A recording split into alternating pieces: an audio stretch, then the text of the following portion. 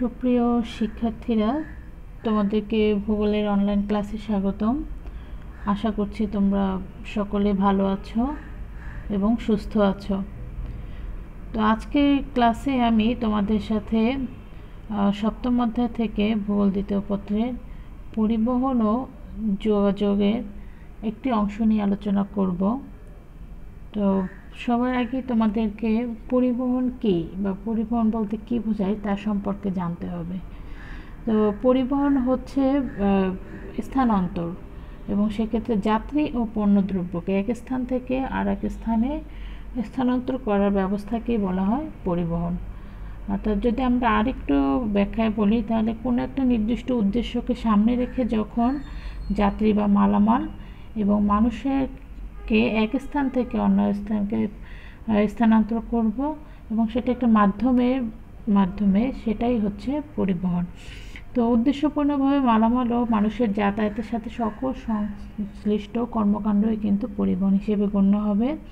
আর অর্থনৈতিক দৃষ্টিকোণ থেকে বিশ্লেষণ করলে পরিবহন হচ্ছে অর্থনৈতিক কর্মকাণ্ডের সেই অংশ যা বস্তু সামগ্রী বা মানুষের ভৌগোলিক অবস্থানের পরিবর্তন ঘটিয়ে মানব সেবা বৃদ্ধি করে। অর্থাৎ পরিবহন কিন্তু একটি অর্থনৈতিক কর্মকাণ্ড, এবং অর্থনৈতিক কর্মকাণ্ডকে কতগুলো শ্রেণীতে বা ভাগে ভাগ করা হলে পরিবহনটা 3 নম্বর ক্যাটাগরিতে বা তৃতীয় শ্রেণী অর্থনৈতিক কর্মকাণ্ডের ভিতরে অন্তর্ভুক্ত হবে। এখন পরিবহনের কতগুলো মাধ্যম আছে, সেটা যদি আমরা ভিত্তি হিসেবে চালন শক্তি বা চালিকা শক্তি দেখি, তাহলে পরিবহন 3 ধরনের মাধ্যম রয়েছে পরিবহনে। একটা হচ্ছে মানবচালিত পরিবহন, পশুচালিত পরিবহন এবং যন্ত্রচালিত পরিবহন ব্যবস্থা। এখন মানবচালিত পরিবহনের ক্ষেত্রে চালিকা শক্তি হচ্ছে মানুষ নিজেই। সেক্ষেত্রে মানুষ মালামাল ক্ষেত্রে স্থানান্তরের ক্ষেত্রে সে মাথায় করেও নিয়ে এক স্থান থেকে আরেক স্থানে মালামাল স্থানান্তর করতে পারে, অথবা হাতে করেও নিতে পারে। সেক্ষেত্রে আমরা কিন্তু গ্রামাঞ্চলের যে হাট বাজার দেখি, যখন হাটে মালামাল নিয়ে আসে স্বল্প দূরত্বের ক্ষেত্রে, মানুষ নিজেই কিন্তু বাহক হয়ে যায় এবং মালামাল স্থানান্তরের কাজে নিজে নিয়োজিত থাকে। এবং যদি যাত্রী বা নিজেকে স্থানান্তরের ক্ষেত্রে মানুষ নিজেই চলাচলের মাধ্যমে স্থানান্তরিত হয়ে থাকে। এবং পশুচালিত পরিবহনের মাধ্যমের ক্ষেত্রে অনেকগুলো পশু মালামাল এবং পণ্য পরিবহনে ব্যবহার হয়, এবং এখানে পশুবাহিত পরিবহন ব্যবস্থা সম্পর্কে আমরা বিশদভাবে পরবর্তী স্লাইডগুলোতে আলোচনা করব। পরবর্তী পরিবহন মাধ্যমটি হচ্ছে যন্ত্রচালিত পরিবহন। তো সেক্ষেত্রে সব ধরনের যান্ত্রিক পরিবহন ব্যবস্থায় অন্তর্ভুক্ত হবে, যেমন অটোমোবাইল, রেল, জাহাজ, উড়োজাহাজ, এবং পাশাপাশি প্রাকৃতিক শক্তিচালিত কতগুলো যান আছে সেগুলো যন্ত্রচালিত পরিবহনের অন্তর্ভুক্ত। যেমন এখানে দেখো বায়ুতাড়িত, পানিতাড়িত বিভিন্ন যান, যেমন নৌকা, তারপর ইঞ্জিন চালিত ছাড়া পালতোলা নৌকা, সেগুলো কিন্তু এই প্রাকৃতিক শক্তিচালিত যানের ভিতরে অন্তর্ভুক্ত হবে।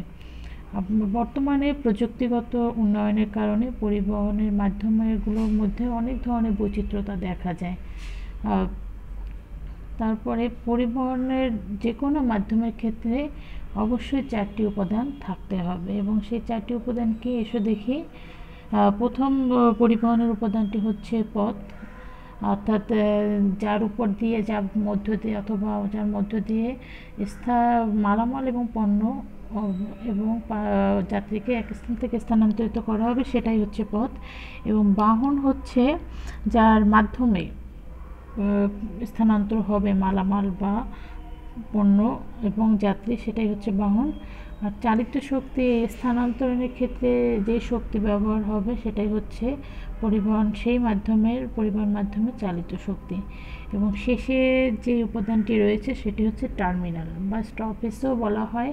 এবং এক একটি পরিবহনের ধরনের ক্ষেত্রে পরিবহনের মাধ্যমের ক্ষেত্রে টার্মিনালকে আবার এক এক নামে অভিহিত করা হয়। আমরা পরবর্তী স্লাইডগুলোতে এই বিষয়ে জানতে পারব। এখন পরিবহন মাধ্যমের উপাদানগুলোকে একটি চিত্রের মাধ্যমে যদি আমি তোমাদেরকে দেখাই, তাহলে তোমরা আরেকটু বুঝবে ভালো ক্লিয়ারভাবে। দেখো, এখানে একটি পরিবহন দেখানো হয়েছে, এবং এটার কতগুলো পয়েন্ট গোলাকার বৃত্তাকার বিন্দু রয়েছে এবং ক, খ, গ, ঘ, ও, চ এভাবে 6টি বিন্দু বা বৃত্ত রয়েছে। এই বৃত্তগুলো কিন্তু হচ্ছে টার্মিনাল। পরিবহনের উপাদানের ক্ষেত্রে একটা উপাদান হচ্ছে টার্মিনাল, সেগুলো এই গোল চিহ্নিত বিন্দুগুলো। এবং যখন ক থেকে খ একটা টার্মিনাল থেকে আরেকটা টার্মিনাল, এর একটা কিন্তু মাঝখানের দূরত্ব দেখানো হয়েছে, যেমন 10 কিলোমিটার, আবার খ থেকে গ 6 কিলোমিটার। এটাই হচ্ছে মূলত পথ। ক থেকে খ, খ থেকে গ এভাবে গিয়ে একটি পথের সৃষ্টি হয়। এক্ষেত্রে একটা টার্মিনালের সাথে আরেকটা টার্মিনালের যে যোগসূত্র হয় যে লাইনের মাধ্যমে, সেই লাইনটাই হচ্ছে কিন্তু পথ, এবং সেটি হচ্ছে পরিবহনের উপাদানের আরেকটি উপাদান। তো এভাবে ক থেকে খ, গ, ঘ, ও, চ পুরোটা একটা পথ হতে পারে, আবার ভাগ ভাগ হয়েও পথ হতে পারে। আর এই পথের উপর দিয়ে বা টার্মিনালের মাঝখান দিয়ে যে শক্তির মাধ্যমে মালামাল এবং পণ্য স্থানান্তরিত হয়, সেটি হচ্ছে কিন্তু চালিত শক্তি, এবং যে বাহন ব্যবহার হওয়া বাহক, সেটাই হচ্ছে পরিবহন আরেকটি উপাদান, সেটি হচ্ছে বাহন।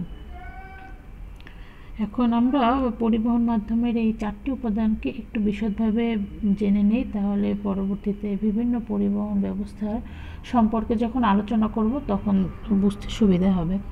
এখন প্রথম পরিবহন যে কোনো পরিবহন মাধ্যমের উপাদানের প্রথম উপাদানটি হচ্ছে পথ। পথ হচ্ছে একটি মাধ্যম যার উপর দিয়ে বা ভিতর দিয়ে যে কোনো যান বা যানবাহন যাতায়াত বা চলাচল করে। এখন এই পথটা কিন্তু স্থলপথেও হতে পারে, পানিপথে হতে পারে, আকাশপথেও হতে পারে, আবার সুড়ঙ্গ পথেও হতে পারে, অর্থাৎ অন্যান্য অনেকগুলো রুট বা পথ রয়েছে। এখন দেখো এই পথগুলো যেমন স্থলপথ, পানিপথ, আকাশপথ রয়েছে, পাশাপাশি এই পথগুলো প্রাকৃতিকভাবেও হতে পারে, কৃত্রিমভাবেও এই সৃষ্ট পথ হতে পারে, সমুদ্র পথ হতে পারে, আকাশপথ হতে পারে, এবং সর্বশেষ পায়ে চলার পথ হতে পারে। মানুষ পায়ে চলাচলের মাধ্যমে যে পথের সৃষ্টি করে, অর্থাৎ যখন বাহক মানুষ নিজেই থাকে তখন সে পথের সৃষ্টি হয়, সেটাই হচ্ছে পায়ে চলার পথ। পরে দেখো এই প্রাকৃতিকভাবে যেসব সৃষ্ট পথ রয়েছে সেগুলোর কিন্তু বৈশিষ্ট্য রয়েছে, অর্থাৎ প্রতিটা পথেরই আবার আলাদা আলাদা বৈশিষ্ট্য এবং সুযোগ সুবিধা রয়েছে। যেমন প্রাকৃতিকভাবে যে পথ সৃষ্টি হয় সেগুলো সুলভ হয় এবং রক্ষণাবেক্ষণ ব্যয় নেই। তো এক্ষেত্রে আমরা কিন্তু যদি উদাহরণ হিসাবে দাঁড় করাই, তাহলে আকাশপথ প্রাকৃতিকভাবে সৃষ্ট, পাশাপাশি সমুদ্রপথ, নৌপথ এগুলো হচ্ছে প্রাকৃতিকভাবে সৃষ্ট পথ, যার কোনো রক্ষণাবেক্ষণ ব্যয়ভাবে থাকে না, পাশাপাশি এটা প্রকৃতি থেকেই যেহেতু সৃষ্টি, তাই এটা সুলভও হয়ে থাকে। আর কৃত্রিম পথ, যেটা মানুষ নিজের সুবিধা বা যাতায়াত পরিবহন ব্যবস্থাকে ঠিক রাখার জন্য সৃষ্টি করেছিল, সেগুলো হচ্ছে কৃত্রিম পথ। যেমন সড়ক ও স্থলপথের ক্ষেত্রে কিন্তু আমরা দুটো পথ দেখতে পাই, রেলওয়ে বা রেলপথ এবং সড়ক পথ। এবং পরিবহনের জন্য এই কৃত্রিম পথের ক্ষেত্রে পরিবহনের যেমন স্থায়ী খরচ বলতে বোঝায় সে পথটা সৃষ্টি করা বা প্রাণবয়ভাবে যে খরচ হয়, সেটা যেমন বা অবকাঠামোগত ব্যয় বেশি, এবং এর সংরক্ষণ বা রক্ষণাবেক্ষণ করার জন্য ব্যয়ের বেশি প্রয়োজন। অর্থাৎ এখানে মূলধন এবং অর্থনৈতিক সুরক্ষা বা সুব্যবস্থা থাকার অতীব প্রয়োজন। তারপরে উন্নয়নকৃত কতগুলো পথ রয়েছে, যেমন খাল, হ্রদ। এই পথগুলো মানুষ বিভিন্ন প্রাকৃতিক বাধা দূর করে যাতায়াত এবং যোগাযোগ ব্যবস্থাকে আরও সহজ রাখার জন্য সৃষ্টি করে, এবং সহজে তার মধ্য দিয়ে যান চলাচল করতে পারে, যোগাযোগ ব্যবস্থা ব্যাহত থাকে। তো সেক্ষেত্রে আমরা যদি খালপথের কথা বলি, যেমন আর্টিফিশিয়ালও যে খালও রয়েছে, পানামা খাল পৃথিবীর মধ্যে, আরও একটি খাল হচ্ছে সুয়েজ খাল, এগুলোর নাম কিন্তু চলে আসে উন্নয়নকৃত পথের মধ্যে। তারপরে আরেকটি হচ্ছে সুড়ঙ্গ পথ বলা হয়। আবার কিছু ক্ষেত্রে যখন কোন ধরনের পণ্য বা মালামাল পরিবাহিত হবে তার উপরে কিন্তু আরেক নামে অভিহিত করা হয় পাইপলাইন পথ। তো এই ক্ষেত্রে বিভিন্ন বিশেষ করে তরল এবং গ্যাসীয় যেসব মালামাল বা পণ্য রয়েছে সেগুলো পরিবাহিত হয়ে থাকে, যেমন খনিজ তেল, গ্যাস, পানি, এবং বিভিন্ন যে সোয়ারেজ লাইনগুলো আমরা দেখি, গ্যাসের লাইন, এগুলো কিন্তু পাইপলাইন পথেই চলাচল বা মুভমেন্ট করানো হয়ে থাকে। এবং এই ধরনের পথ সৃষ্টির ক্ষেত্রে কিন্তু স্থায়ী খরচটা অনেক বেশি হয়ে থাকে। আবার স্থলপথে বিভিন্ন ধরনের বাধার সম্মুখীন হতে হয় পথ সৃষ্টি তৈরির ক্ষেত্রে, যেমন সেক্ষেত্রে ভূমিরূপ, সেখানকার নদী নালা বা জলাধারের উপস্থিতি, হ্রদ, বনাঞ্চল এগুলো বাধার সৃষ্টি করে থাকে একটি স্মুথ পথ তৈরি করার জন্য। তারপরে যে প্রাকৃতিক পথ রয়েছে, পথের মধ্যে সমুদ্র পথ এবং বায়ুপথ, এক্ষেত্রে কিন্তু নির্দিষ্ট কিন্তু ডিরেকশন নাই যে এই রুটেই চলতে হবে, মানে নির্দিষ্ট সংকীর্ণ স্থানের মধ্য দিয়ে চলতে পারবে। তাই এই পথটি হচ্ছে অনেক উন্মুক্ত এবং বিভিন্ন দিক থেকে এই পথের মধ্যে যানবাহন চলাচল করতে পারে বলে এই যোগাযোগ ব্যবস্থার মাত্রা অধিক। এখন তোমাদের স্ক্রিনে দুটো চিত্র দেখতে পাবে। একটি হচ্ছে যুক্তরাষ্ট্রের প্রধান প্রধান সড়ক পথ, অর্থাৎ এখানে যুক্তরাষ্ট্রের সড়ক পরিবহন ব্যবস্থাকে প্রদর্শন করা হয়েছে প্রথম চিত্রে। সেখানে দেখো কতগুলো বোল্ড লাইন রয়েছে, যে এখানে সড়কের হাইওয়েগুলো দেখানো হয়েছে এবং ব্রাঞ্চেস রোডগুলোকে আবার চিকন যে লাইনগুলো রয়েছে তার মাধ্যমে উপস্থাপন করা হয়েছে। দ্বিতীয় চিত্রটি রয়েছে, এটা হচ্ছে নৌ পরিবহন বা সমুদ্র পথের একটি মানচিত্র। তো বাংলা পৃথিবীতে কতগুলো মহাসাগর রয়েছে, সেই মহাসাগরে বা সমুদ্র রয়েছে, সেই সমুদ্রগুলোর কোন কোন রুট থেকে পণ্য এবং পালাপাল স্থানান্তর করা হয় থাকে, তার যোগাযোগ ব্যবস্থা সমুন্নত বা ব্যাহত রাখা হয়, সেগুলোকেই কিন্তু এই সমুদ্র পথের মাধ্যমে দেখানো হয়। তো পরিবহন মাধ্যমের দুইটি উপাদান সম্পর্কে তোমরা ইতিমধ্যে জেনে গেছো, পথ এবং পথ সম্পর্কে, এবং পথের বিভিন্ন দিক সম্পর্কেও এখানে কিছুক্ষণ আগে জানতে পেরেছ। এখন দ্বিতীয় যে পরিবহন উপাদান সেটি হচ্ছে যানবাহন। এখন পথের মধ্যে যেসব বাহনের মাধ্যমে মালামাল পণ্য স্থানান্তরিত হয় সেগুলোই হচ্ছে মূলত যানবাহন। যদি আমরা সড়ক পরিবহনের ক্ষেত্রে একটু চিন্তা করি, দেখতে পাই কি ওখানে সাইকেল থেকে শুরু করে একদম ট্রাক বা লরি পর্যন্ত চলাচল করে। এর মাঝখানে অনেক ধরনের অনেক ক্যাটাগরির যানবাহন আমরা সড়ক পরিবহন ব্যবস্থাতে দেখতে পাই। আবার রেল পরিবহনেও কিন্তু রেলগাড়ি চলাচল করতে দেখতে পাই, অর্থাৎ একটা বাহনের মাধ্যমে পণ্য এবং মালামাল পাশাপাশি যাত্রী স্থানান্তরিত হয়ে থাকে, এটাই হচ্ছে যানবাহন। এখন যানবাহন এক এক পরিবহন ব্যবস্থায় এক এক ধরনের হয়ে থাকে, অর্থাৎ পরিবহন ব্যবস্থা নির্ধারণ করে দেয় সেখানে কোন কোন বাহন চলাচল করবে। সেক্ষেত্রে কিন্তু সব যানবাহনের ক্ষেত্রে আবার কিছু বৈশিষ্ট্য দেখা যায়, যেমন সেখানে সম্ভাব্য ব্যাপকভাবে বাজার পাওয়া যাবে এরকম যানবাহনই সাধারণত ব্যবহার করা হয়। আবার সুনির্দিষ্ট পথে চাহিদা অনুযায়ী যানবাহন তৈরি করা হয়, সংশ্লিষ্ট যাত্রী ও মালামালের চাহিদা পূরণ করতে পারে সেরকম যানবাহন ওইসব স্থানে বা ওই পথে নির্ধারণ করা হয়ে থাকে। আবার বাহনের মধ্যে অর্থাৎ যানবাহনের মধ্যে চালক এবং সহকর্মীদের মধ্যে একটা সুষ্ঠু কর্ম পরিবেশ সৃষ্টি করতে হবে সেরকম একটি দৃষ্টিভঙ্গিও থাকে। আর একটি হচ্ছে পরিবহন খরচ যেন কম হয় এবং সাশ্রয়ী হয়, অর্থাৎ আমরা যদি দেখি রেল পরিবহনের ক্ষেত্রে রেলগাড়িতে চলাচলের ক্ষেত্রে পরিবহন খরচ যা, আবার বিমান পথের অর্থাৎ আকাশপথে যখন পরিবহন হয় সেক্ষেত্রে বিমান ভাড়া কিন্তু বেশি হয়। অর্থাৎ পরিবহন খরচের উপর দৃষ্টিভঙ্গি রাখা দৃষ্টিকোণ বা যদি বিবেচনা করে তাহলে কিন্তু এই পরিবহন খরচটা যাতে কম হয় সাশ্রয় হয় সেই জিনিসটা বা সেই বিষয়টাকে যাত্রী অবশ্যই মাথায় রাখে। তো কোন পরিবহন মাধ্যমে কোন ধরনের যানবাহন ওখানে চলাচল করবে সেগুলো নির্ধারণের এই বৈশিষ্ট্যগুলোকে লক্ষ্য রাখা হয়ে থাকে।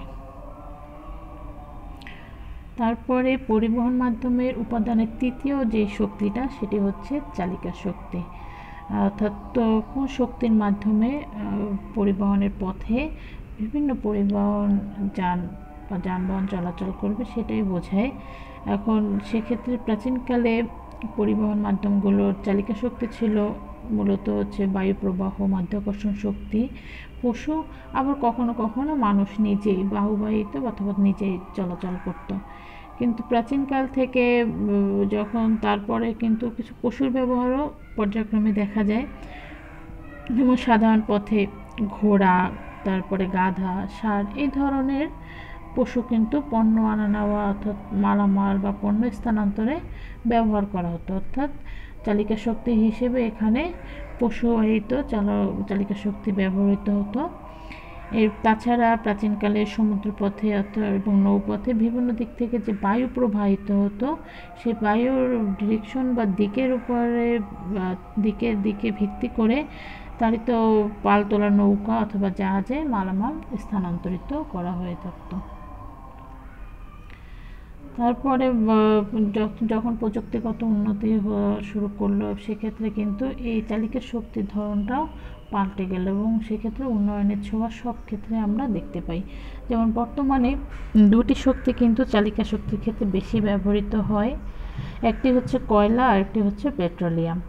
তো আবার পরবর্তী সময়ে আবার জেমস ওয়াটের বাষ্পীয় ইঞ্জিন আবিষ্কার হলো এবং আবিষ্কার হওয়ার পরেই প্রথম ইঞ্জিন চালিত যাত্রীবাহী রেলগাড়ি চলতে শুরু করলো। তারপর থেকে দেখা যায় petrol engine, diesel, electric motor, turbine engine, battery চালিত মোটর গাড়ি, এগুলো পরিবহনের ক্ষেত্রে চালিকা শক্তি হিসেবে ব্যবহৃত হয়ে আসছে। এখন এই যতগুলো চালিকা শক্তির নাম বললাম, সেসব চালিকা শক্তি কিন্তু এক ধরনের চালক বা যানবাহনের ক্ষেত্রে ব্যবহৃত হয় তা নয়। এক একটি চালিকা শক্তি এক এক ধরনের যানবাহনের ক্ষেত্রে প্রযোজ্য হয়ে থাকে। একটু উদাহরণ দিলে তোমরা আরেকটু ভালো বুঝতে পারবে।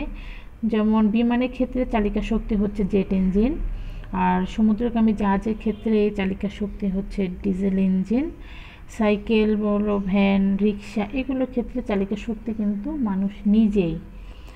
তারপরে চালিকা শক্তির বিভিন্নতার কারণে পরিবহনের মাধ্যমেরও, পরিবহনের যে বিভিন্ন মাধ্যম আছে তার পরিবহন ব্যয়েরও কিন্তু বৈচিত্র্যতা বা বিভিন্নতা দেখা যায়। অর্থাৎ তারতম্য, কোথাও পরিবহন খরচ বেশি বা পরিবহন ব্যয় বেশি হয়, কোথাও পরিবহন ব্যয় কম হয়ে থাকে। যেমন বিমান পরিবহনের চালিকা শক্তির উপর ভিত্তি করেই এর পরিবহন ব্যয়টা সবচেয়ে বেশি হয়।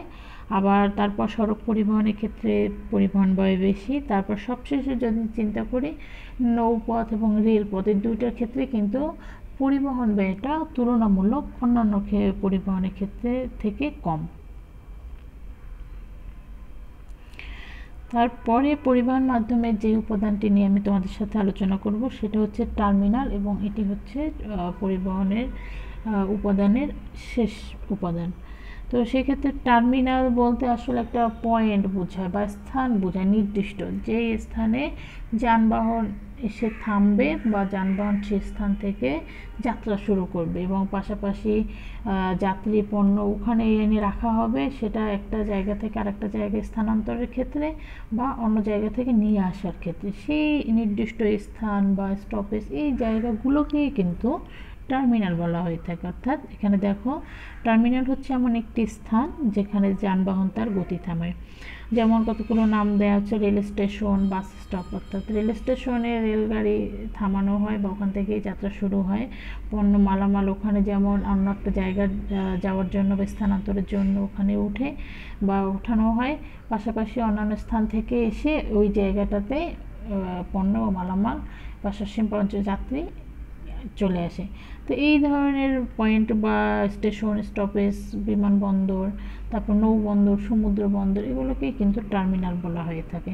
এবং টার্মিনালের কতগুলো কিন্তু বৈশিষ্ট্য আছে। টার্মিনালের মানে প্রাচীনকাল থেকে শুরু করে যখন পরিবহন ব্যবস্থার উন্নতির পর্যায়ে শুরু হয় তখন থেকে বর্তমান পর্যন্ত টার্মিনালের ধরন ক্ষেত্রে কিন্তু সময় সময়ে আরও বেশি উন্নতির ছোঁয়া লেগেছে। যেমন টার্মিনালের জন্য নির্দিষ্ট জায়গা থাকবে যেখানে যাত্রী ছাউনি থাকবে, টিকিট কাউন্টার থাকবে এবং যাত্রী ও মালামালের রাখার জন্য ব্যবস্থা থাকবে। আবার টার্মিনালগুলোর অবকাঠামো, অর্থাৎ সেখানের কী কী ধরনের সুযোগ সুবিধা থাকবে এবং অবকাঠামোগত কেমন হবে তা কিন্তু নির্ভর করবে পরিবহনের ধরন কেমন, পরিবহনের অবস্থান কী, ধারণ ক্ষমতা এবং যাতায়াতের গুরুত্বের উপরে। এখন যখন দূরপাল্লার যাত্রীদের জন্য বা দূরপাল্লা যাত্রা করা হয় সেখানে সাময়িক অবস্থান যাত্রীরা যাতে করতে পারে তার সুব্যবস্থা থাকবে। আন্তর্জাতিক যাত্রার ক্ষেত্রে টার্মিনালগুলোতে ব্যাংকিং ও বিমার সুযোগ সুবিধা থাকে, মালামাল রাখার জন্য লকার থাকে, গোডাউন, স্বাস্থ্যসেবা, এই ধরনের সুযোগ সুবিধা সরবরাহ করা হয়ে থাকে টার্মিনালগুলোতে।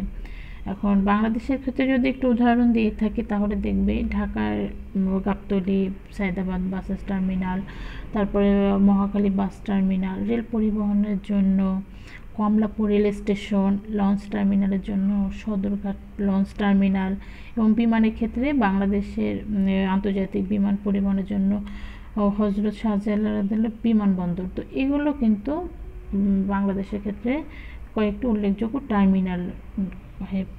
তারপরে দেখো তোমরা উন্নত সড়ক জালিকা যদি তৈরি করতে হয় বা পরিবহন ব্যবস্থাটাকে ওভাবে উন্নত পর্যায়ে রাখতে হয়, অবশ্যই সেখানে টার্মিনালটা একটু গুরুত্বপূর্ণ ভূমিকা পালন করে।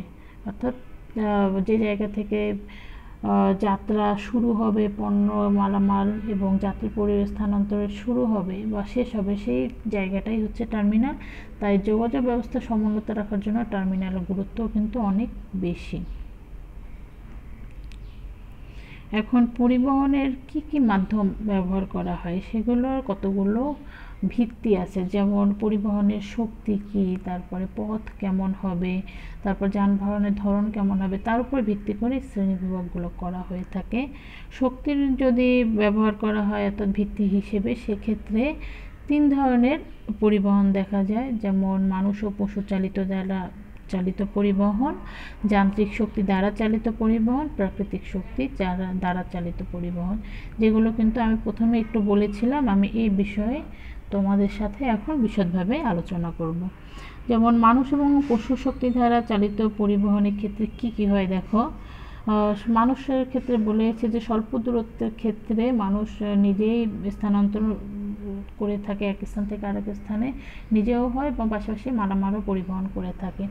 আবার দেখা যায় গ্রামীণ পর্যায়ে যেখানে কাঁচা রাস্তা রয়েছে, অন্যান্য পরিবহন মাধ্যম বা যানবাহন চলার ব্যবস্থা নেই, সেখানে কিন্তু মানুষ বাহক হিসেবে পরিবহনকে ধারাকে অব্যাহত রাখে। তাছাড়া বিভিন্ন যে পায়ে হাঁট চলার রাস্তা বা পায়ে হাঁটার রাস্তা, এই ধরনের ক্ষেত্রে মানুষ নিজেই কিন্তু চালিত শক্তি থাকে। এবং পশু শক্তি দ্বারা চালিত পরিবহনের ক্ষেত্রে কতগুলো উদাহরণ এখানে আছে দেখো। গ্রিনল্যান্ড, সাইবেরিয়াতে কুকুর দ্বারা স্লেজ গাড়ি পরিবহনের ক্ষেত্রে ব্যবহৃত হয়ে থাকে।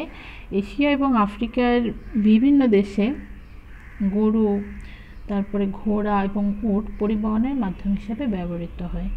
এবং যান্ত্রিক শক্তি দ্বারা চালিত পরিবহনের ক্ষেত্রে আমরা উদাহরণ আগে দেখেছি বাস, ট্রাক, অটোরিকশা, তারপর ট্রেন, সামুদ্রিক জাহাজ, বিমান, এগুলো।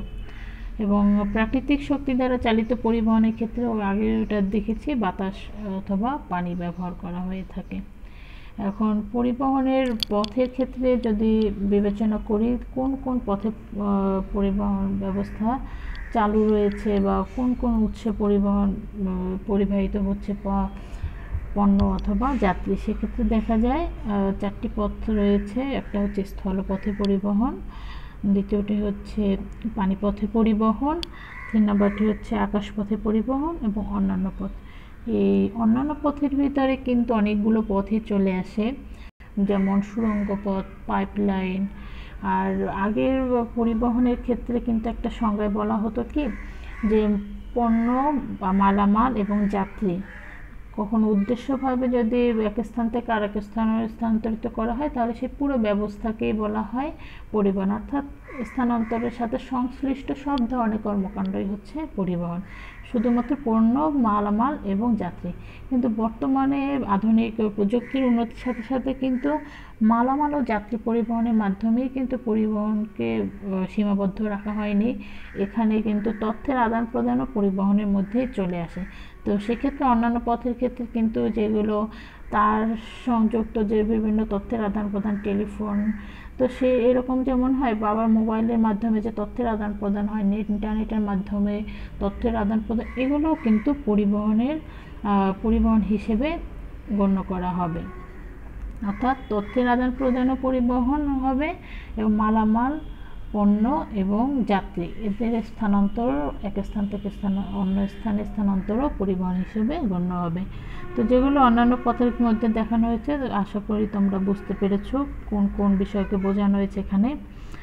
এখন স্থলপথে পরিবহনের ক্ষেত্রে কিন্তু 2টা রয়েছে, একটা হচ্ছে সড়ক পথে পরিবহন আর একটা হচ্ছে রেলপথে পরিবহন। তো স্থলপথে পরিবহনের কতগুলো বৈশিষ্ট্য রয়েছে দেখো, সেগুলো কি। স্থলপথের উন্নতিতে প্রথমেই কিন্তু শুরু হয় পায়ে চলার রাস্তা থেকে। তো সেই ক্ষেত্রে পায়ে চলার রাস্তায় কাঁচা রাস্তা শুরু হয়, তারপরে এটা সেমি পাকা, তারপরে পাকা, এবং বর্তমানে পিচ ঢালা রাস্তা পর্যন্ত আমরা দেখতে পাই। উন্নত সড়ক ব্যবস্থা দেখা যায়, সেটি বাংলাদেশেও দেখি এবং বিশ্বের বিভিন্ন দেশেও কিন্তু এই সড়ক পরিবহন ব্যবস্থা দেখতে পাই। তারপরে প্রাচীনকালে মানুষ নিজেই মাল পরিবহন করত, অর্থাৎ মাল পরিবহনের ক্ষেত্রে প্রথম মাধ্যম হিসেবে মানুষ নিজেই ছিল। পরবর্তীতে গাধা, ঘোড়া, খচ্চর, মহিষ, উট এসব পশুকে পণ্য পরিবহনের কাজে নিয়োজিত করা হয়, এবং অনেক দেশে এখনও দেখা যাবে অনেক স্থানে কুলির মাধ্যমে মালপত্র স্থানান্তর, এটা কিন্তু আমরা বিভিন্ন স্টেশনে এখনও দেখতে পাই। তারপরে সমভূমি অঞ্চলে কুকুর, হরিণ চালিত স্লেজ গাড়ি ব্যবহার করা হয়, এবং শেষের দিকে দেখো 18 শতকের শেষ ভাগে এবং 19 শতকের প্রথম ভাগে বিভিন্ন যান্ত্রিক যানবাহন আবিষ্কার হয়, এবং সেই আবিষ্কার হওয়ার পরে স্থলপথে চলাচল এবং পণ্য যেমন সহজ হয় তেমনই আরামদায়ক হয়, এবং খুব দ্রুত সময়ে দ্রুত গতিতে এক স্থান থেকে আরেক স্থানে স্থানান্তর সম্ভব হয়।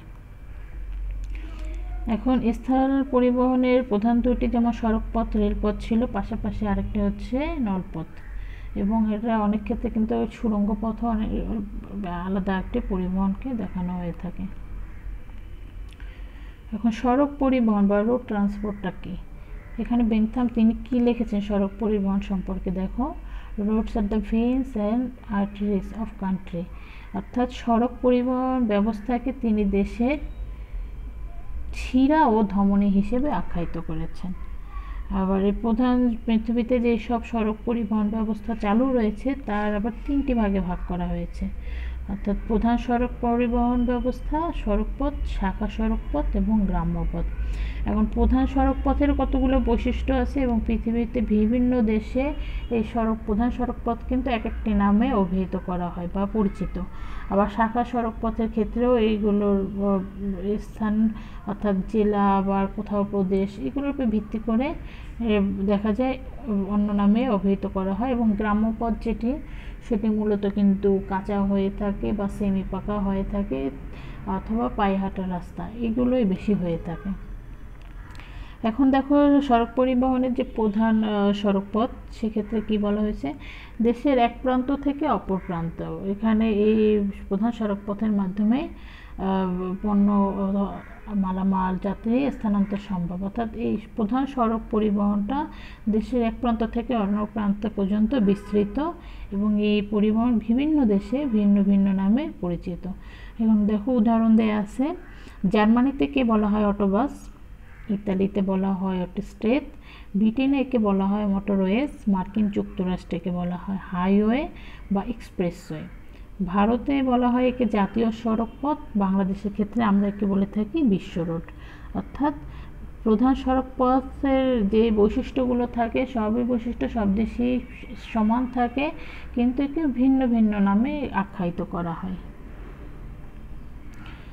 তারপরে যে পথটি রয়েছে সড়কপথ, সেটি হচ্ছে শাখা সড়কপথ। শাখা সড়কপথ দেখা যায় এক দেশের একটি জেলার সাথে আরেকটি জেলার সাথে যোগসূত্র স্থাপন করে, অথবা একটি রাজ্যের সাথে আরেকটি রাজ্যের যোগাযোগ সূত্র বা যোগাযোগ সমুন্নত রাখে, বা একটি প্রদেশের সাথে আরেকটি প্রদেশের, অর্থাৎ দেশের যে জেলা টু জেলা বা প্রদেশ টু প্রদেশ বা রাজ্য টু রাজ্য, এই ধরনের যোগাযোগ সমন্বিত রাখার যে পথ রয়েছে সড়কপথ, সেটাই হচ্ছে শাখা সড়কপথ।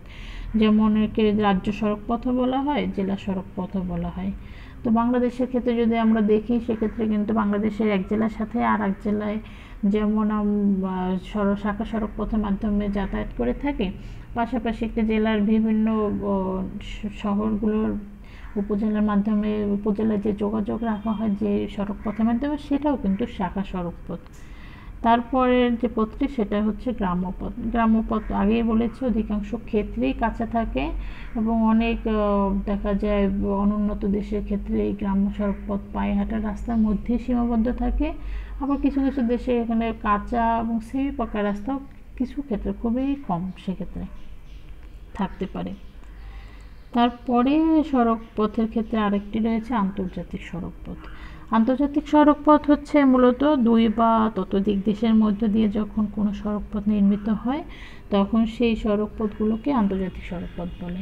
অর্থাৎ একটি দেশের সাথে অনেকগুলো দেশের সাথে যোগাযোগ করে বা একটা দেশের সাথে আরেকটি দেশের সাথে যোগাযোগ ব্যবস্থা অব্যাহত রাখে যে সড়কপথের মাধ্যমে, সেটাই হচ্ছে আন্তর্জাতিক সড়কপথ। যদি উদাহরণ দিয়ে থাকি দেখো তাহলে ঢাকা থেকে কলকাতা পর্যন্ত বিস্তৃত ঢাকা কলকাতা সড়ক, এটা কিন্তু আন্তর্জাতিক সড়কপথ। আবার দিল্লি থেকে পাকিস্তানের লাহোর পর্যন্ত বিস্তৃত সড়ক, সেটাও কিন্তু আন্তর্জাতিক সড়কপথেরই উদাহরণ। এখন বিশ্বের প্রতিটি দেশের সড়ক পরিবহন বা সড়ক পথে যেই বৈশিষ্ট্য রয়েছে, বাংলাদেশের ক্ষেত্রেও কিন্তু একই বৈশিষ্ট্যই রয়েছে। কাজেই বাংলার ওভারঅল সড়ক পথের বৈশিষ্ট্যগুলোই কিন্তু বাংলাদেশের সড়ক পথের বৈশিষ্ট্য হিসেবে গণ্য হবে, এটা তোমরা মাথায় রাখবে। তো সেক্ষেত্রে দেখো, আসো দেখি আমরা সড়ক পথের কী কী বৈশিষ্ট্য থাকে। যেমন সড়কপথ কাঁচা পাকা দুই ধরনের হতে পারে। পাকা সড়কপথগুলো সাধারণত কী দিয়ে তৈরি হয়? ইট, পাথর, পিচ ঢালাই এগুলো হয়ে থাকে। আর সড়কপথগুলো ব্যক্তি মালিকানাধীনও হতে পারে অথবা সরকারি নিয়ন্ত্রণাধীন অবস্থাতেও হতে পারে। এবং এটা কিন্তু যে ব্যক্তি মালিকানাধীন হোক বা সরকারের মালিকানাধীন হোক, সবার জন্যই কিন্তু এটা উন্মুক্ত থাকে সমানভাবে। তারপরে সড়ক নির্মাণ ব্যয় এবং এর আনুষঙ্গিক ব্যয় যা দরকার হয় তা অধিকাংশ ক্ষেত্রে সরকারই বহন করে থাকে। জনগণ কী করে? এটি সময় সময় টোল বা কর দিয়ে থাকে। তারপরে সড়কপথ হচ্ছে বিশ্বজনীন, অর্থাৎ এই সড়কপথের মাধ্যমে সব ধরনের যানবাহন মধ্য দিয়ে চলাচল করতে পারে। কোনো নির্দিষ্ট যানবাহনের জন্য সড়কপথ নির্দিষ্ট এরকম কোনো বাধা নিষেধ নেই। অর্থাৎ সব ক্ষেত্রে যোগাযোগের উত্তম মাধ্যমই হচ্ছে সড়কপথ। তারপরে সড়কপথ সহজগম্য, অর্থাৎ সহজে চলাচল করা যায়, সেরকম স্বতন্ত্র স্বাধীনভাবে আসা যাওয়া যায়। একই পথে যাত্রীও চলাচল করতে পারে, পণ্যও চলাচল করতে পারে। আবার অনেক সড়কে একই সাথে দুই সাইড দিয়ে উভয়মুখী সড়ক ও যানবাহন চলাচল করতে পারে। তারপরে হচ্ছে কোনো অংশে যদি সড়কে ক্ষতিগ্রস্ত হয় তাহলে তাৎক্ষণিকভাবে কিন্তু সেটাকে বিকল্প রাস্তা তৈরি করে দিতে পারে এবং সেই ক্ষতিগ্রস্ত রাস্তাকে মেরামত করতে পারে। এটা সড়কপথের কিন্তু বড় একটা সুবিধাও বলা চলে। তারপর সড়কপথে দীর্ঘস্থায়ী হয় এবং কম খরচে রক্ষণাবেক্ষণ করা সম্ভব হয়। সড়কপথের ক্ষেত্রে ঘন ঘন যানবাহন চলাচল করায় জনগণও ইচ্ছামতো চলাচল করতে পারে এবং দ্রুত সেবা গ্রহণ করতে পারে। সড়কপথের ক্ষেত্রে স্বল্প মাধ্যম অথবা মধ্যম দূরত্বের ক্ষেত্রে চলাচলের জন্য এবং অন্যান্য পরিবহনে টার্মিনাল বা স্টেশনে বন্দরে পৌঁছানোর জন্য উপযোগী পথ হচ্ছে সড়কপথ। তোমরা এখানে একটু মাথায় রাখবে, দেখো যদি তোমরা কেউ বিমানপথের মাধ্যমে অন্য একটা এলাকায় যেতে চাও, অন্য স্থানে, সেক্ষেত্রে কিন্তু বাসা থেকে বিমানবন্দর পর্যন্ত যে রুটে যেতে হয় সেটি কিন্তু বা ব্যবহার করা হয়, সেটাই হচ্ছে কিন্তু সড়কপথ। এই কথাটাই এই বৈশিষ্ট্যের মাধ্যমে বোঝানো হয়েছে। তারপরে যানবাহন দ্রুত গতিতে চলে এবং একই সাথে বিভিন্ন ধরনের পরিবহন ঘনভাবে বা যখন খুশি সেমনভাবে কিন্তু সড়কপথে চলাচল করতে পারে, যে কথা আমি তোমাকে আগেই বলেছি তোমাদেরকে। তবে সড়ক পরিবহনের ক্ষেত্রে অসুবিধাও আছে, যেমন যে ফিটনেসবিহীন গাড়ি বা বিভিন্ন উৎস থেকে ধোঁয়ার মাধ্যমে দূষণ সৃষ্টি করতে পারে এবং সড়ক তৈরি করা হয় যখন বা মেরামত করা হয় তখন বিভিন্নভাবে পরিবেশ দূষিত হয়ে থাকে। সড়কপথের বৈশিষ্ট্য তোমরা যেমন জানতে পেরেছো, ঠিক তেমনি সড়কপথের কিন্তু অনেক গুরুত্ব রয়েছে। যেমন কী কী গুরুত্ব রয়েছে? পৃথিবীর সর্বাপেক্ষা গুরুত্বপূর্ণ পথই হচ্ছে সড়কপথ। একটি অঞ্চলের ভিতরের দিকে যাতায়াত ব্যবস্থা যেমন সমুন্নত রাখা যায় সড়কপথের মাধ্যমে, ঠিক তেমনি আন্তর্জাতিক পথের মাধ্যমেও কিন্তু দুই বা ততোধিক দেশের যোগাযোগ ব্যবস্থা সমুন্নত রাখা সম্ভব সড়কপথের মাধ্যমে। আবার দেখা যায় কোনো অঞ্চলের যদি কোনো দুর্গম স্থান থাকে, সেক্ষেত্রে দুর্গম পাহাড়ি অঞ্চল, বনাঞ্চল, সেসব অঞ্চলে কিন্তু যাতায়াতের জন্য সড়ক পরিবহন ব্যবস্থা চালু রাখা সম্ভব বা তৈরি করা সম্ভব হয় এবং যাতায়াত করা সহজসাধ্য। তারপরে কোনো একটি অঞ্চলের শিল্প কেন্দ্রগুলোতে শিল্প উৎপাদনের জন্য প্রয়োজনীয় কাঁচামাল সরবরাহ করা হয় তোমার সড়কপথের মাধ্যমে। পাশাপাশি শিল্প কেন্দ্রগুলোতে যেসব শিল্প পণ্য উৎপাদিত হয় সেগুলো ভোক্তার কাছে, তো ভোক্তার ঘর পর্যন্ত পৌঁছে দেওয়ার মাধ্যম হিসেবেও কিন্তু সড়কপথই ব্যবহৃত হয়ে থাকে। কাজেই সড়কপথ কোনো একটি দেশের আমদানির ক্ষেত্রেও যেমন প্রত্যক্ষভাবে ভূমিকা পালন করে, ঠিক তেমনি রপ্তানির ক্ষেত্রেও প্রত্যক্ষভাবে ভূমিকা পালন করে। তো সেই ক্ষেত্রে কোনো একটি দেশের অর্থনীতির চাকাকে সব অব্যাহত রাখার জন্য সড়কপথের বিকল্প নেই, অর্থাৎ সড়কপথের গুরুত্ব অনেক বেশি। তাছাড়া কোনো দেশের প্রতিরক্ষা বা ত্রাণ কার্যে দ্রব্য সামগ্রী পৌঁছে দেওয়ার জন্য ওই সড়কপথ ব্যবহার করা হয়ে থাকে। তাই সর্বশেষে সড়কপথের গুরুত্বের ক্ষেত্রে এটিই বলা যায়, অর্থনৈতিক হোক অথবা দেশের সার্বিক উন্নতি, সব ক্ষেত্রেই সড়কপথের গুরুত্ব অধিক।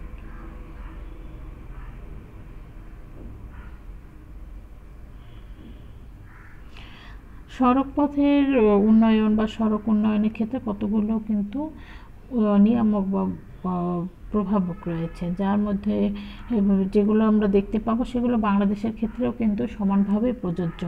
যেমন ভূপ্রকৃতিটি হচ্ছে প্রথম নিয়ামক। তো বন্দর পার্বত্য অঞ্চলে পাকা সড়ক নির্মাণ এবং সংরক্ষণ কষ্টসাধ্য হয় এবং ব্যয়বহুল হয়। কাজে যেসব দেশের বিভিন্ন সমতল ভূভাগগুলোতে কিন্তু সড়কপথ নির্মাণ করা এবং রক্ষণাবেক্ষণ করা কিন্তু খুব সহজ। এই জন্য ভূপ্রকৃতি বাধাগ্রস্ত বন্দর পার্বত্য অঞ্চল যখন বাধার সৃষ্টি হয়, তো সেক্ষেত্রে সেই সব জায়গাতে সড়কপথ নির্মাণ করাটা যেমন কঠিন এবং ব্যয়বহুল।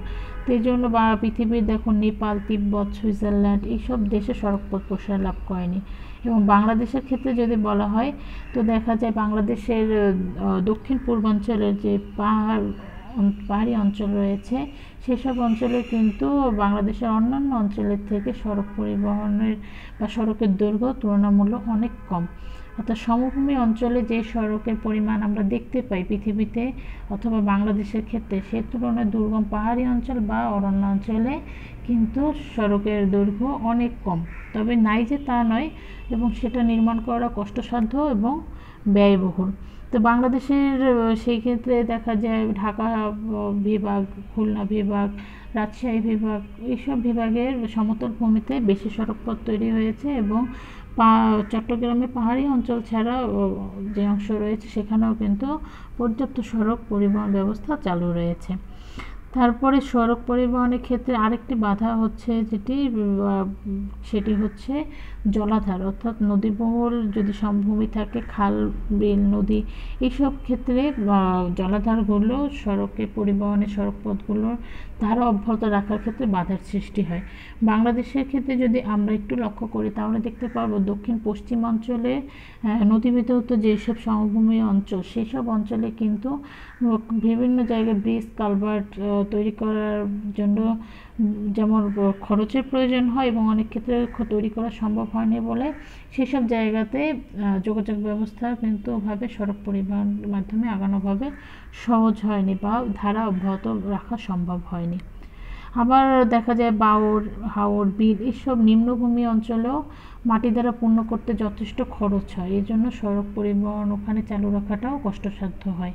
তো বাংলাদেশের যেসব জায়গাতে দেখা যায় নিম্নভূমি, জোয়ার ভাটার প্রভাব থাকে, সেসব জায়গায় মাটি অত বেশি সেটেলও হয়নি এবং সেই সব জায়গাতে সড়ক পরিবহনের পথ তৈরি করলে সেটা ধুয়ে যাওয়ার বা নষ্ট হয়ে যাওয়ার সম্ভাবনা বেশি। এটা কিন্তু একটা বাধারই বা সমস্যার সৃষ্টি করে থাকে।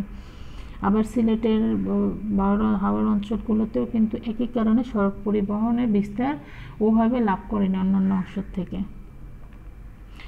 তার পরবর্তী নিয়ামক সেটি হচ্ছে জলবায়ু। তো জলবায়ুর ক্ষেত্রে দেখা যায় বাংলাদেশের ক্ষেত্রে কিন্তু বন্যা হয়ে থাকে মৌসুমী সময়ে। তো মৌসুমী সময়ে বন্যার কারণে অনেক সময় পানির স্রোতও বেশি বেড়ে যায়, সড়ক পথগুলো নষ্ট হয়ে যায় এবং তার রক্ষণাবেক্ষণ করাও সম্ভব হয় না। অনেক সময় দেখা যায় মানে বছরের একটা নির্দিষ্ট সময় বা বছরের একটা নির্দিষ্ট সময়ের অংশ জুড়ে কিন্তু এই সড়কপথ তৈরি করাও সম্ভব হয় না, এর সংরক্ষণ বা মেরামত করাও সম্ভব হয় না। যেমন দেখি বৃষ্টিবহুল অঞ্চলে হালকা মাটি বৃষ্টিধারার প্রভাবে অতি সহজেই ক্ষয়প্রাপ্ত হয়ে যায় সড়কপথগুলো, এবং সেক্ষেত্রে নতুন করে মাটি সরবরাহ করতে হয় এবং যার জন্য খরচ বেড়ে যায়, অর্থাৎ পরিবহন খরচও যেমন বেড়ে যায় এবং অবকাঠামো খরচও বেড়ে যায়। বা পৃথিবীর যেসব জায়গায় বায়ু দ্বারা তাড়িত বালুকা রাশি থাকে সেসব মরু সড়কের উপরে যদি সঞ্চিত হয় তাহলে সড়ক পরিবহন ব্যবস্থাকে বিঘ্ন ঘটায়, সেটাও কিন্তু একটা বড় ধরনের জলবায়ুগত বাধা। তারপরের নিয়ামকটি হচ্ছে অর্থনৈতিক অবস্থা। তো সেক্ষেত্রে অবশ্যই মূলধন বেশি প্রয়োজন হয় সড়ক পরিবহন ব্যবস্থাকে তৈরি করতে, পাশাপাশি তাকে রক্ষণাবেক্ষণ করতে। তো সড়ক পরিবহনের দেখা যায় বাংলাদেশের ক্ষেত্রে সরকারের রাজস্ব আয়, বিশ্ব ব্যাংক এবং অন্যান্য অর্থলগ্নিকারী প্রতিষ্ঠানগুলোই মূলত মূলধনের যোগান দিয়ে থাকে, এবং সড়ক পথে রক্ষণাবেক্ষণের জন্য প্রচুর চলতি মূলধনেরও কিন্তু প্রয়োজন হয়। তাই দেখা যায় নগরগুলোতে এই মূলধনের যোগান বেশি থাকাতে সড়কের পথও বেশি ওখানে আমরা দেখতে পাই। তাছাড়া দূরবর্তী পাহাড়ি অঞ্চল থেকে কাঁকড় আনা, পাথর সরবরাহ করা এবং কাদামাটি থেকে ইট তৈরি করা, তারপর বিভিন্ন ধরনের যন্ত্র সরবরাহ করার ক্ষেত্রেও কিন্তু প্রচুর মূলধনের প্রয়োজন হয়।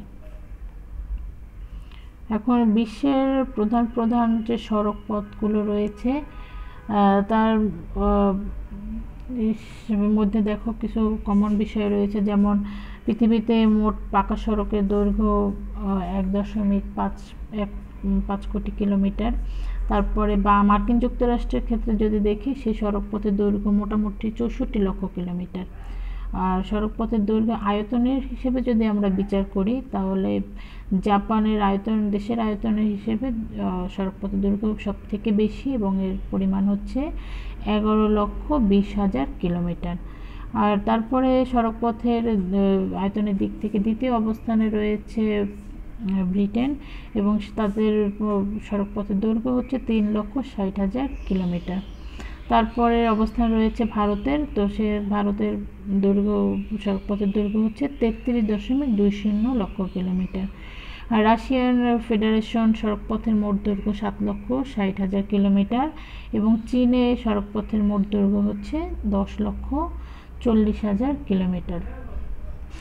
পরবর্তী ক্লাসে আমি তোমাদের সাথে বিশ্বের প্রধান প্রধান সড়ক ব্যবস্থাগুলো সম্পর্কে আলোচনা করব, পাশাপাশি বাংলাদেশের সড়ক পরিবহন সম্পর্কে এবং রেল পরিবহন সম্পর্কে আলোচনা করব। আশা করছি তোমরা সবাই ভালো থাকবে, সুস্থ থাকবে। তো সকলকে ধন্যবাদ।